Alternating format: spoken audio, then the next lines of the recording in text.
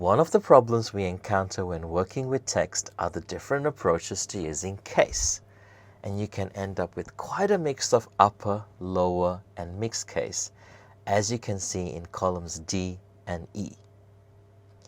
There are three functions which can help us fix this: upper, lower, and proper. The syntax for all three is much the same: equals, function name, open brackets, followed by the text that you want to convert, close brackets.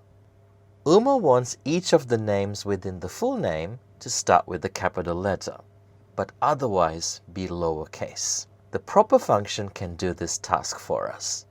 It basically changes any letter that doesn't follow another letter into uppercase, and all other letters to lowercase. We previously used the concat function to create the full names in column D. In order to apply another function to this text, we will need to tell Excel that we want it to perform concat first and then execute the proper function. We can do this by packing them inside each other, or what Excel calls nesting them.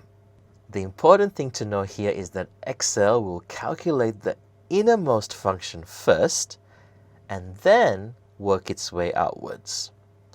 Let's see how this works with our example. Double-click on D4 to display the formula. We need to enter the proper function before the concat function. So I'm going to move my cursor just after the equal sign and start typing the first few letters of proper, arrow down, tab. Note that the last bracket is not black. In my case, the last bracket is red. It should always be black. A color other than black indicates that there is a bracket missing to complete the formula. So I'm going to click at the end and add the last bracket and press enter. Look at that.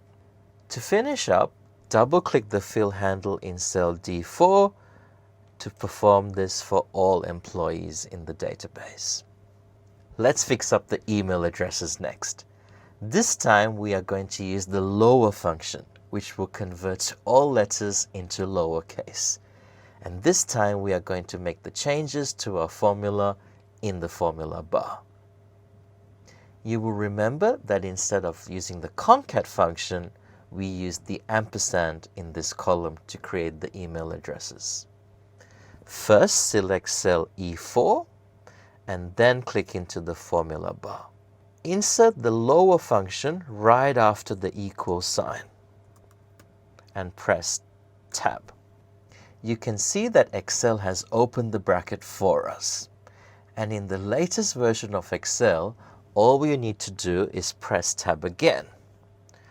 When there is only one argument, Excel automatically closes the bracket for us, commits the changes, and we are done.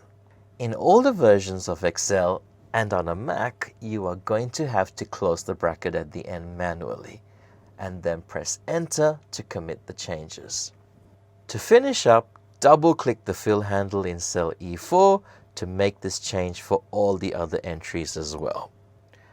Case functions are quite straightforward and are great helper functions when working with large sets of data, which are frequently quite messy. Nested functions will become more important as we progress to more complex topics. For now, the important things to remember are that Excel executes nested functions working from the inside out, and that we always need to ensure that our brackets are closed properly.